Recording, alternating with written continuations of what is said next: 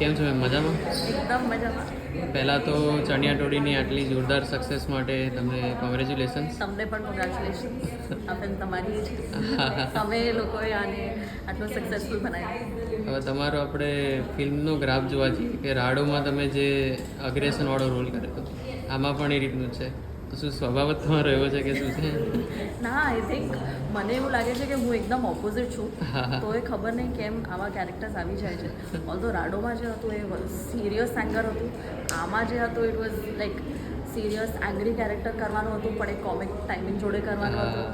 તો very similar પણ steel very different. બાકી ઓવરઓલ તમારો આ પ્રોડક્શન હાઉસ જોડે કેવો અનુભવ રહ્યો? બેસ્ટ. જાનોક ફિલ્મ્સ હોય, આનંદ પાંડે મોશન પિક્ચર્સ હોય, વિચારવાનું ના હોય. You just have to say yes. આમાં કોઈ સેકન્ડ થોટ્સ હોય જ નહીં. Jay Boda, Parth Trivedi, all of these people I work with when Fakt My Law માટે as well. Such good people, such good directors.